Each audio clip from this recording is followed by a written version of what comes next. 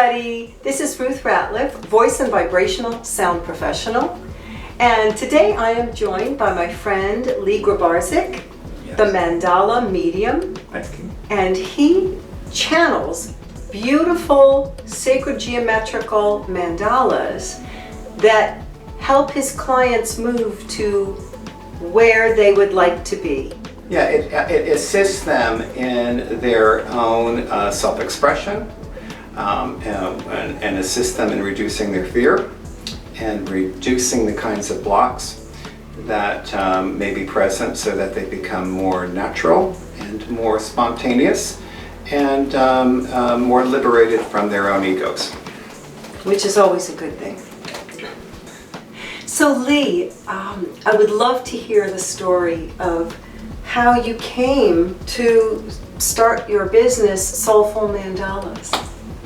Thank you. Well, one of the things, I had never really tried to do this. This isn't something that I was pursuing. It just is something that evolved. And in fact, when I was doing it, I was very surprised in my process. So, just a little backstory. Right. I always loved spirograph. Me too. One of my favorite things. So spirograph was something that I would do for many, many hours. Wow. And loved it. You're fascinated by it. Fascinated by it. Yeah, it was meditative. Yes. Creative. It had a structure, and yet it was very freeform in a way because I could do and create things that were unique. I ended up getting into design. I went to school for design at Pratt, and I was fascinated by like Indian medicine wheels. Do you know what those are? No, I don't actually. So these are created with the intention of healing by organizing crystals. It's like a crystal board.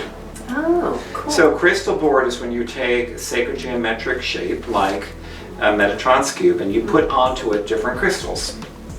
And those crystals then react to the shapes on the board in a way to intensify them. They're a magnifier. Fascinating. Wow. And I actually played with that many, many years ago, which I didn't even remember until much later. And I would give these crystals on these forms to people this is back in the 80s.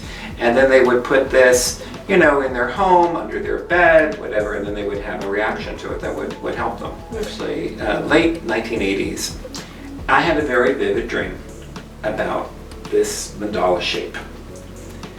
And the dream was in a surreal, colorful, kind of very lucid dreaming. Have you had? Color, yes. Sometimes I'm lucky enough to dream in color. Not often, though. And in it was a symbol. It was a Triqueta. Oh, okay. So it's a Celtic symbol, a Triqueta, tri-knot. So it's three basic leaves intersecting at one point. But it was very detailed. And it was compelling to me. And I drew it, and I drew it, and I drew it, and I tried to even sculpt it. I felt like it was like I was in an episode of Close Encounters. Oh, yes, where he's doing Devil's Peak or whatever, where he keeps bringing things in. So you had this dream of this Triqueta, and it became so compelling to you, almost obsessively compelling. You Absolutely. kept drawing it, and trying to render it. And at the time, I was also working with computer software, and I was very much enjoying the vector-based program. So I worked with what was Aldous Freehand and became Illustrator, and I loved Illustrator because it had this very clear edges to it, and it was easier to work with for me. So many years later, so this is now coming on almost 30 years after this, and I had a friend who I really loved, who was very close to me, and he had passed. And I had just left his wake. So I'm driving home, and I was working on this design for somebody, and I had a symbol pop up in my head. And that symbol was the design that is now being used for my business card and logo. But this is the person who said they would help me. He goes, I'm going to help you with your business. And I remember thinking, because I had just started out, on my own, and I didn't even have that business lined up yet. Oh, this is the guy that passed away? Yes. And he's helping you. So he's on the other side. Yes. This is my thought, and he's giving you this vision. Yeah. And that's your logo. Yeah. Oh, jeez. And then it turns out it's a direct match of the city of Atlantis. Oh, jeez. Oh, how did you figure? You mean, was that like an intuitive realization? Well, it could be that somehow or another in my subconscious I had that going on. That's possible. Yeah. I mean, I'm all for people, really thinking about this and questioning. It's fine. I really did not put it together.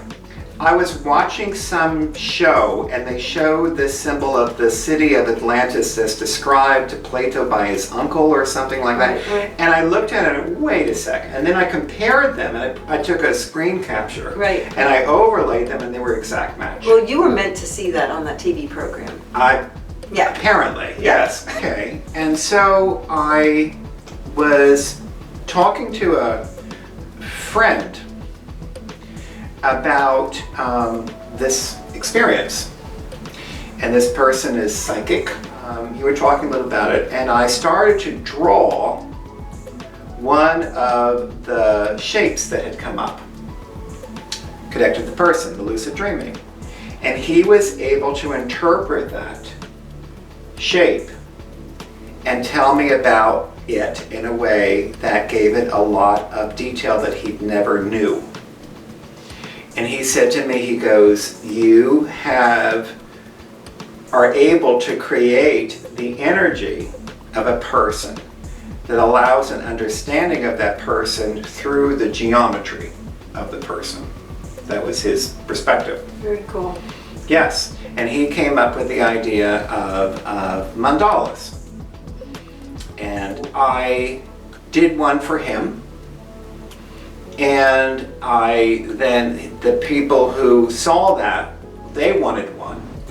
And so what would happen is that it just exploded. It was nothing that I was trying to do. Right. I had no control. I wasn't controlling it in the sense of, I'm going to be making this. I'm going to be like, I was really surprised how people were responding to it. Yeah. The process is really interesting because when I would work with somebody, I would get an idea in my sleep.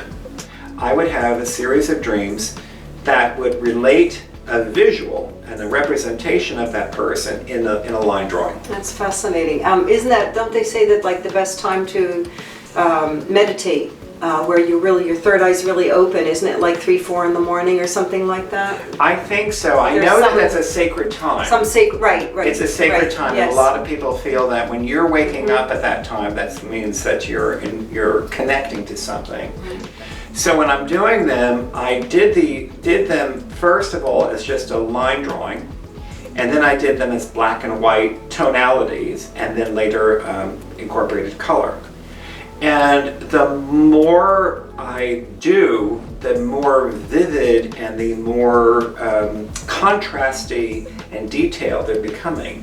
So there are these helpers, these guides, angels, whatever you want to call them, who are giving me this kind of information. At least it feels that way. Mm-hmm. When I'm working on the information, I'm discovering symbolism in the information after I've created it. So I'm not going into this thinking like, well, this person likes roses, so I'm going to do a rose, or this person likes trees, it's going to look like a tree. I have none of that going on. A lot of times when I'm starting, I'm thinking, what is this thing? Like, how is this going to, pan out. Yeah. Right, because you're not. Yeah, it's not like I'm not attached. you know the person, and you're creating this mandala based on certain personality attributes. It's basically that's coming to you after the creation of the mandala. Yeah. So you're literally getting the idea for the mandala from another, another realm. Yeah, it could be it's coming from their eyes, their energy, or maybe someone's assisting in the connection between their energy and my energy. Psychics and intuitives, they feel it's Metatron themselves. Some people feel it's other beings, but there seems to be some kind of system in play here that is beyond my own control. Mm-hmm. And I'm not quite, and I know this because I tried to do one mandala just as a design piece. It was a disaster. Mm-hmm. If they're not done intuitively, they don't work. Mm-hmm. So when I was working on creating the artwork, I started getting information that was also intuitive. Now, I have experience in intuitive work in the past. I did, back in, I think it was in 1985, there was a woman who was a channel, and she said to me that you too will be channeling. And she said, you'll start with automatic writing, which I did, and then you will be doing channeling. And both of my parents are intuitives. My father's very, very gifted. His mother was very gifted. My mother's mother was gifted, and my mother's paternal grandfather was quite gifted. He was able to do healings, and he would wish things away, and people would get better. And he would also use divination for finding water, because at that point it was very important, and he could find water where other people couldn't for wells. So I was doing these readings, and then I was looking into joining an organization that is for holistic practitioners, and I met Ruth there, and immediately I had an idea of the drawing that I felt would be helpful or representative of your energy. Absolutely, and I was intrigued because he communicated that to me at the meeting, and thereafter, and I was like, wow, what is it? What is this? And so Lee and I met, and we did. Basically, actually, we didn't even meet. No, now that my memory's coming back, you had it already in your head, and you said we didn't have to meet, and then you just came over to my house and you brought the mandalas with you. So that was kind of cool, that you did that. It was like, usually you meet with clients, right? Yeah. Yes. When I do it normally, or I could this many different ways, but I usually will talk to the person first, and then it's kind of like a pre-interview, if you would, or a warm-up, where almost like an intake, where we're just taking a look at the energy, just connecting a bit and just making sure that I'm on the right page. So one of the first things that came in was, what always comes in first is the line drawing. So this is a representation of the line drawing. And the line drawing is it's basically the foundation or blueprint of any of the designs, and it is it's one of the hardest things to do, because from it everything else occurs. And then after I've pretty much gotten this in position, then we can get into the halftone.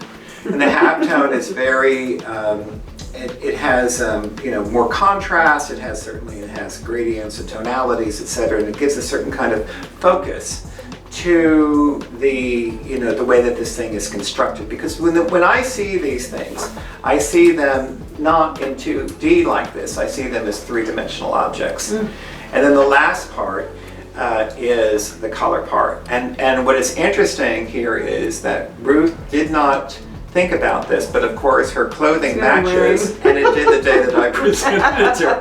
And this happens a lot. There's endless metaphors in here. And of course, Ruth working in sound, there is a kind of a vibration going on in this that indicates a frequency or a pulse of sound. And this, and there's also this kind of like balance to this energy. There's this infinity symbol that actually ties into the centerpiece. All of these symbolically connect in a way that really sum up what it is that best suits you, Ruth, in this process. So this really shows the scale of the final piece, and then of course, I autograph them, and there's an imprint, there's a stamp that I use. One client now who has one they're installing into their business that's 7 feet in diameter. So I can't wait to see what that looks like. Incredible. What has opened up for people after getting these mandalas done for them? I believe that it seemed like it accelerated my journey, my spiritual journey a little bit more. And I think it accelerated my moving towards what I'm up to now, which is sound healing, voice healing, and so forth. And I believe that it just, I can't really say, but it's subtle, kind of. It is. Well, first, there's it's interesting how people respond, and also their pets. So, one woman talked about how it helped her relationship with her daughter. One of the people who had it said that they got so energized that they had to move it from their bedroom to the living room because they had problems with depression and energy, and then all of a sudden they had so much energy they kind of shifted it. Other people feel what it does do, which you mentioned, Ruth, is it seems to move things along faster. So whatever was going on, if someone was starting a business or a relationship or wanting to move or whatever they wanted to do, they would get there a little quicker. And the shapes, as we were talking about, the sacred geometric shapes, the symbolism, the energy, it's like almost like, for lack of a better word, it almost feels like it's some kind of a portal. Yes. In a way, for energies to interact with us. Yes, there are a few intuitives who have said that that's exactly it. That they're, that they're spatial portals. They're ways of connecting, and in some of the mandalas, and it's just fascinating. They do look like stellar bodies. They do look like constellations. There is one person that I was working with, and I was doing their design, doing the line drawing. And then I started putting in the tone, and I went, this looks like a star chart. So I looked through the local 33 constellations. I got about halfway through, and then I looked and went, oh my, it was a direct pickup, like a direct alignment of the Pleiades. So it gets more interesting. And I looked at the starseed information that came up, and I sent it to her. And I said, I asked her, is this relevant? Does this resonate with you?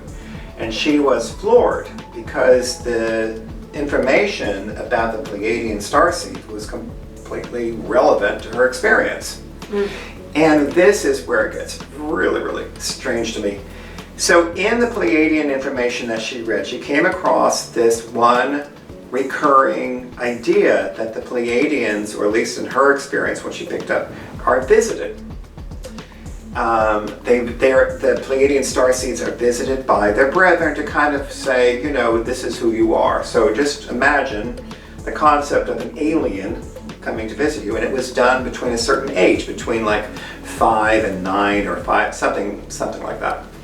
So she tells me in this very excited, very animated state, I was visited by a tall alien being that I've never told anybody about this at the age of, 5 or 6.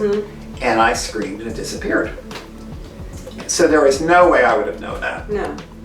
And the information was coming in. So when we're looking at a multidimensional nature of information, we're looking at something that can be relevant in the sense of the chakras or the colors, or maybe it represents some kind of symbolic shape, but it also could then tie into a stellar body and do so all at the same time. And your connection too, if those other interdimensional aspects, you have another interdimensional aspect, it could be part of that is in a way communicating with you and opening you up to that possibility as well, right? Yes.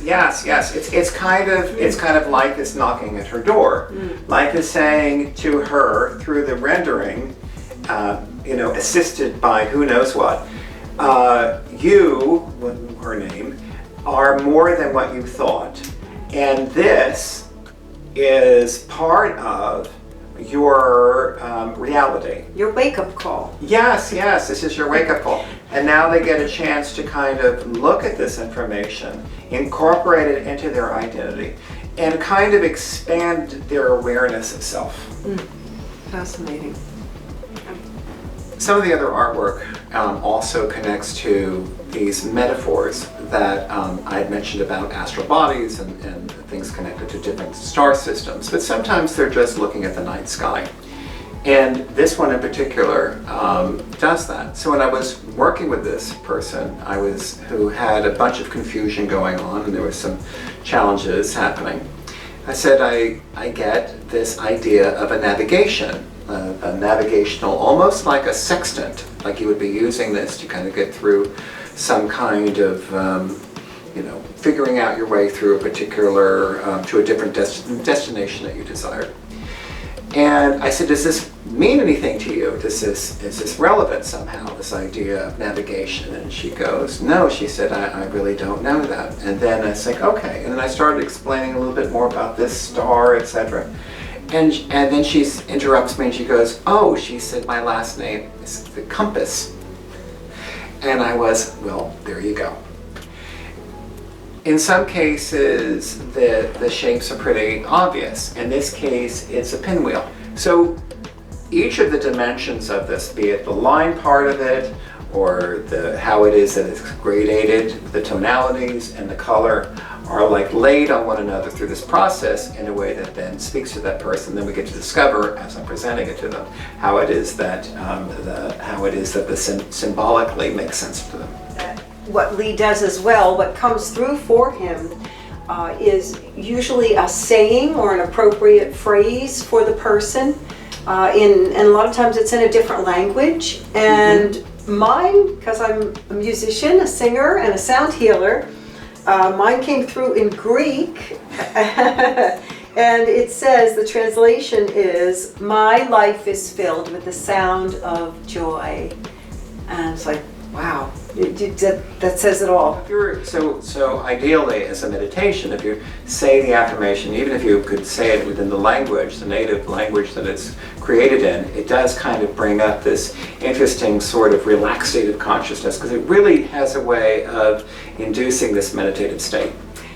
And what I shared a little while ago, it was very cool. I just got a monochord, which some of you may know what that is, but it's a stringed instrument that's basically just one sound almost, and you strum it and it becomes, it's called a drone. So it's a very meditative instrument. In any event, I have my mandala right above where I play my monochord, and I was playing it a little while ago, and for the first time I really started to hear what they call the overtones, the higher partials on the fundamental pitch. And I just broke out into tears, and I just looked up at my mandala, my life is filled with the sound of joy, and it just connected for me. Very pleased to have had you here today. Thank you. Wonderful, Enjoyed it. really speaking with you. Thank Great. you.